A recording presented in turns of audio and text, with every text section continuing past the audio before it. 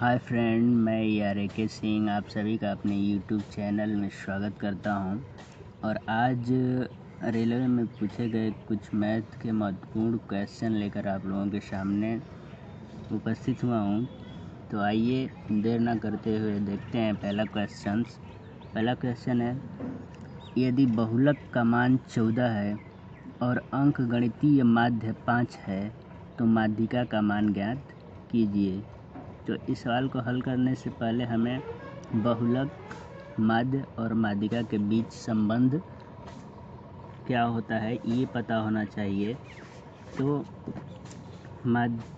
बहुलक, माध्य और माध्यिका में निम्नलिखित संबंध होता है, जैसे कि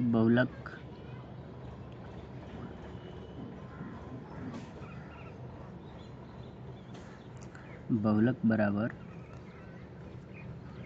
3 गुणे माध्यिका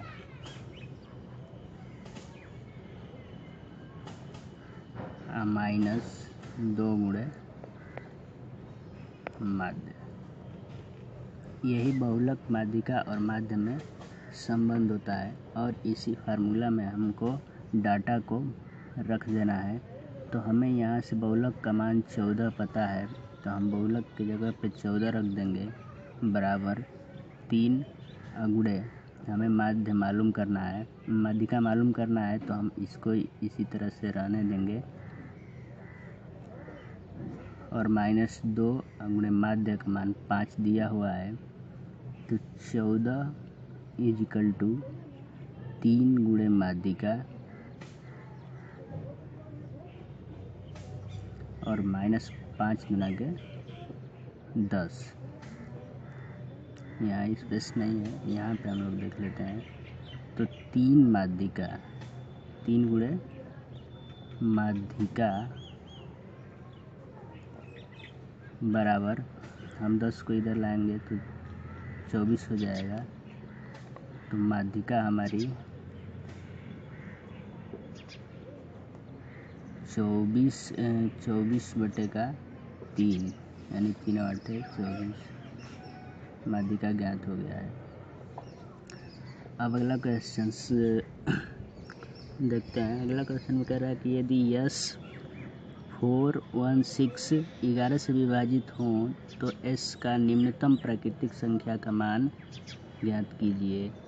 तो इसमें हम सभी अल्टरनेट अंकों के योग का अंतर निकालेंगे और वो अंतर यदि 0 और 11 के बराबर हो जाएगा तो वो संख्या 11 से विभाजित होगी। अल्टरनेट अंकों का योग का मतलब होता है दोस्तों S 4, 1, 6। तो अल्टरनेट अंकों का योग मतलब S और 1 का योग, उसके बाद 4 और 6 का योग। तो S और 1 का योग हो जाएगा S + 1 तथा 4 और 6 का योग हो जाएगा 10। और अल्टरनेट अंकों का अंतर हमको क्या करना है, निकालना है। और इसका मान जो आएगा 0 या फिर 11 के बराबर आना चाहिए। तो 11 तो आ नहीं रहा है, तो हम मान लेते हैं कि इसका मान जो है कि 0 आएगा। तो S + 1 और 10 को हम उधर लेकर चले जाएंगे तो 10 हो जाएगा। तो S का मान आ जाएगा 10 - 1 यानी कि 9। हमारे क्वेश्चन का उत्तर होगा। अब दोस्तों अगला क्वेश्चन कह रहा है कि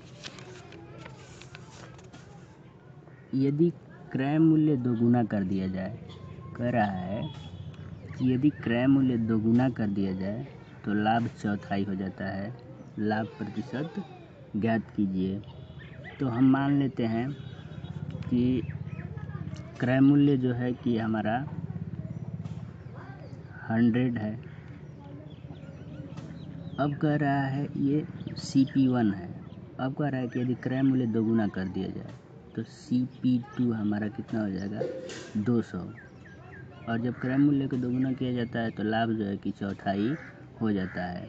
तो लाभ यानी कि प्रॉफिट जो है हमारा चौथाई यानी कि 200 का 1/4 यानी कि 50। प्रॉफिट कितना हो गया, 50। तो हमको निकालना है लाभ प्रतिशत। लाभ प्रतिशत बराबर कितना हो जाएगा, हमारा प्रॉफिट है 50 और बटा में हमारा जो सीपी है वो है कितना 100 गुणते 100, तो कितना हो गया 50%।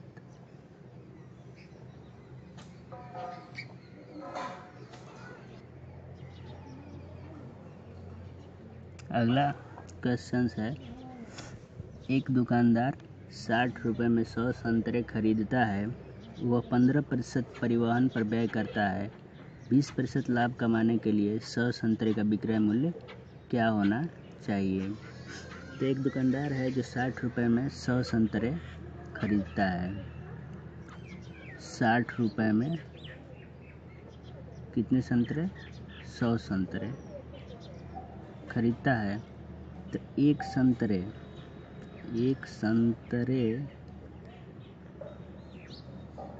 का सीपी यानी कि जो क्रय मूल्य है वो कितना हो जाएगा, तो आपका 60 बटा में 100 हो जाएगा। और कह रहा है कि वो 15% परिवहन पर व्यय करता है। तो 15% जो है कि वह परिवहन पर व्यय करता है।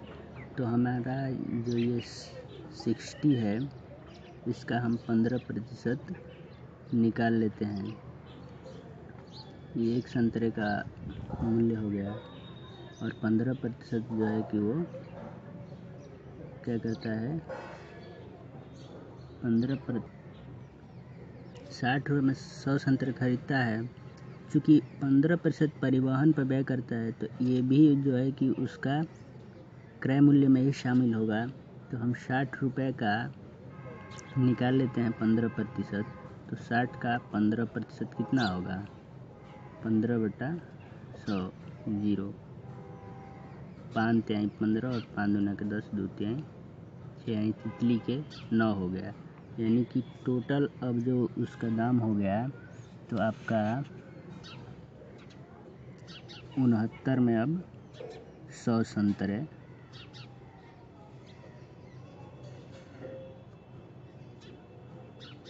उसका दाम हो जाएगा।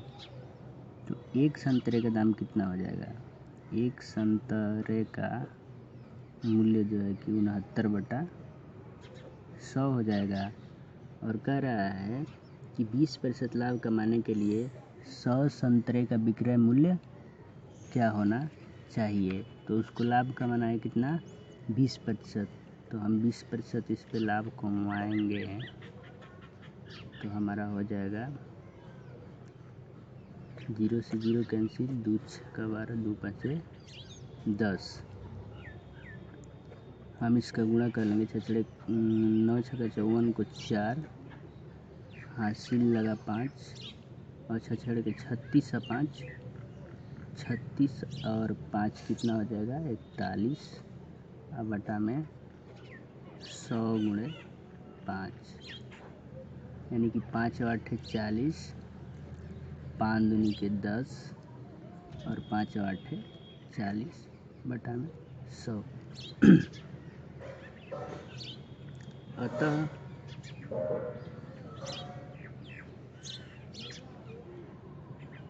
अब उसे 100 संतरे 82.8 रुपये में बेचने होंगे, तब जा कर के उसको 20% का लाभ उस पर मिल पाएगा। आइए दोस्तों अब अगला क्वेश्चन देखते हैं। अगला क्वेश्चन बोल रहा है कि एक समकोण त्रिभुज के कर्ण की लंबाई सबसे छोटी भुजा की 2 गुनी है। तो हम इसमें सबसे पहले एक समकोण त्रिभुज बना लेते हैं। समकोण त्रिभुज उसे कहते हैं जिसका एक भुजन जो है कि 90 डिग्री का होगा। तो ये एक समकोण त्रिभुज है और समकोण के सामने का भुजा कर्ण होता है। इसको हम नामकरण कर लेते हैं। मान लेते हैं कि BC जो है सबसे छोटी भुजा है और इसका जो माप है वो x है। कह रहा है कि एक समकोण त्रिभुज के कर्ण की लंबाई सबसे छोटी भुजा की दोगुनी है। तो सबसे छोटी भुजा छोटी भुजा x है, तो इसका दोगुनी 2x, दोगुनी लंबाई से 1 मीटर कम है। तो कर्ण जो है सबसे छोटी भुजा की दोगुनी लंबाई से 1 मीटर कम है। यदि तीसरी भुजा सबसे छोटी भुजा से 1 मीटर ज़्यादा लंबी है, तो अब जो ये भुजा है तीसरी, वह सबसे छोटी भुजा से 1 मीटर क्या है, लंबा है। तो त्रिभुज के कर्ण की लंबाई ज्ञात कीजिए। तो अब हम इस पे पाइथागोरस प्रमेय लगा देंगे। तो पाइथागोरस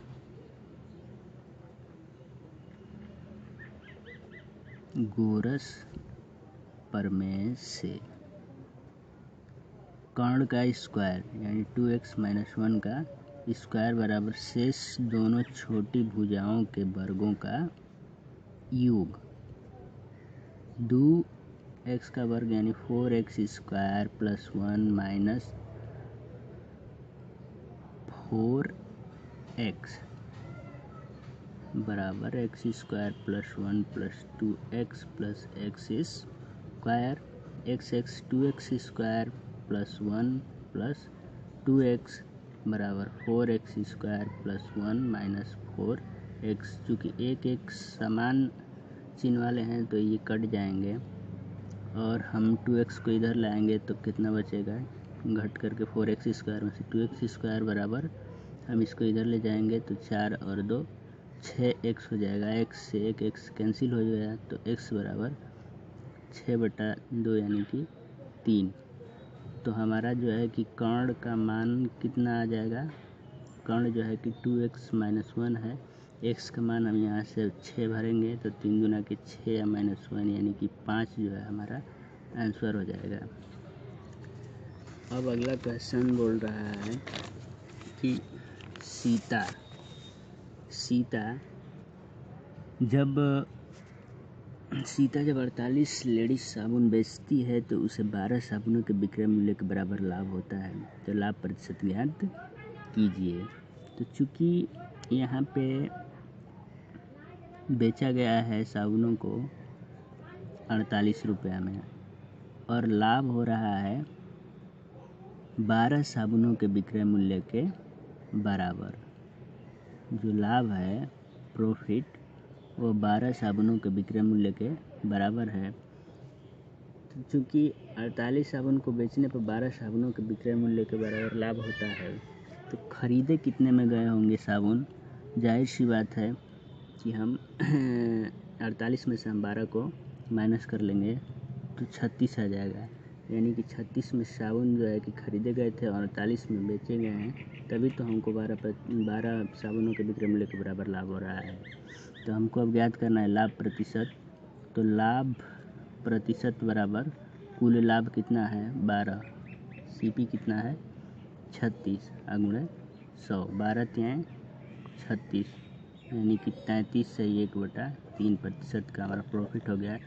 तो दोस्तों, हमें यकीन है कि ये वीडियो आपको बहुत पसंद आया होगा, और वीडियो को लाइक तथा शेयर ज़रूर करें। धन्यवाद।